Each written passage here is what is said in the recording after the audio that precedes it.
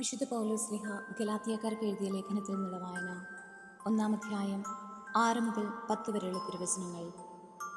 ക്രിസ്തുവിൻ്റെ കൃപയിൽ നിങ്ങളെ വിളിച്ചവനെ നിങ്ങൾ ഇത്ര പെട്ടെന്ന് ഉപേക്ഷിക്കുകയും വ്യത്യസ്തമായൊരു സുവിശേഷത്തിലേക്ക് തിരയുകയും ചെയ്യുന്നതിൽ എനിക്ക് ആശ്ചര്യം തോന്നുന്നു. വാസ്തവത്തിൽ മറ്റൊരു സുവിശേഷമില്ല. എന്നാൽ നിങ്ങളെ ഉപദ്രവിക്കാനും ക്രിസ്തുവിൻ്റെ സുവിശേഷത്തെ ദുഷിപ്പിക്കാനും ആഗ്രഹിക്കുന്ന കുറേ ആളുകളുണ്ട്. ഞങ്ങൾ നിങ്ങളോട് പ്രസംഗിച്ചതിൽ നിന്ന് വ്യത്യസ്തമായൊരു സുവിശേഷം ഞങ്ങൾ തന്നെയോ സ്വർഗത്തിൽ നിന്നൊരു ദൂതൻ തന്നെയോ നിങ്ങളോട് പ്രസംഗിച്ചാൽ അവൻ ശപിക്കപ്പെട്ടവനാകട്ടെ. ഞങ്ങൾ നേരത്തെ നിങ്ങളോട് പറഞ്ഞ പ്രകാരം തന്നെ ഇപ്പോഴും ഞാൻ പറയുന്നു, നിങ്ങൾ സ്വീകരിച്ച സുവിശേഷമല്ലാതെ മറ്റൊന്ന് ആരെങ്കിലും നിങ്ങളോട് പ്രസംഗിച്ചാൽ അവൻ ശപിക്കപ്പെട്ടവനാകട്ടെ. ഞാൻ ഇപ്പോൾ മനുഷ്യരുടെ പ്രീതിയാണോ അന്വേഷിക്കുന്നത്, അതോ ദൈവത്തിൻ്റേതാണോ? അഥവാ മനുഷ്യരെ പ്രസാദിപ്പിക്കാൻ ഞാൻ യത്നിക്കുകയാണോ? ഞാൻ ഇപ്പോഴും മനുഷ്യരെ പ്രസാദിപ്പിക്കുന്നവനായിരുന്നെങ്കിൽ ക്രിസ്തുവിൻ്റെ ദാസനാവുകയില്ലായിരുന്നു.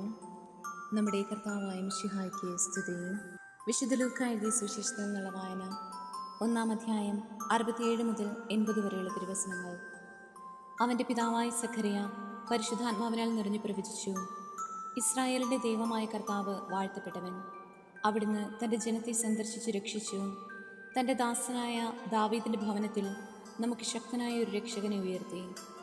ആദ്യം മുതൽ തൻ്റെ വിശുദ്ധന്മാരായ പ്രവാചകന്മാരുടെ അധരങ്ങളിലൂടെ അവിടുന്ന് അരുളി ചെയ്തതുപോലെ ശത്രുക്കളിൽ നിന്നും നമ്മെ വെറുക്കുന്നവരുടെ കയ്യിൽ നിന്നും നമ്മെ രക്ഷിക്കാനും നമ്മുടെ പിതാക്കന്മാരോട് വാഗ്ദാനം ചെയ്ത കാരുണ്യം നിവർത്തിക്കാനും നമ്മുടെ പിതാവായ അബ്രാഹത്തോട് ചെയ്ത അവിടുത്തെ വിശുദ്ധമായ ഉടമ്പടി അനുസ്മരിക്കാനും ശത്രുക്കളുടെ കൈകളിൽ നിന്ന് വിമോചിതരായി നിർഭയം പരിശുദ്ധിയിലും നീതിയിലും എപ്പോഴും അവിടുത്തെ മുൻപിൽ ശുശ്രൂഷ ചെയ്യാൻ വേണ്ട അനുഗ്രഹം നമുക്ക് നൽകാനുമായിട്ടാണിത്.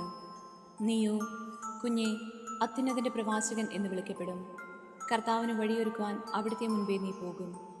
അത് അവിടുത്തെ ജനത്തിന് പാപമോചനം വഴിയുള്ള രക്ഷയെക്കുറിച്ച് അറിവ് കൊടുക്കാനും നമ്മുടെ ദൈവത്തിൻ്റെ കാരുണ്യാതിരേകം കൊണ്ട് ഉയരത്തിൽ നിന്നുള്ള ഉദയരശ്മി നമ്മെ സന്ദർശിക്കുമ്പോൾ ഇരുളിലും മരണത്തിൻ്റെ നിഴലിലും ഇരിക്കുന്നവർക്ക് പ്രകാശം വീശാനും സമാധാനത്തിൻ്റെ മാർഗത്തിലേക്ക് നമ്മുടെ പാദങ്ങളെ നയിക്കാനും വേണ്ടിയാണ്. ശിശു വളർന്നു, ആത്മാവിൽ ശക്തിപ്പെട്ടു. ഇസ്രായേലിന് വെളിപ്പെടുന്നതുവരെ അവൻ മരുഭൂമിയിലായിരുന്നു. നമ്മുടെ കർത്താവായ മിശിഹായ്ക്ക് സ്തുതി.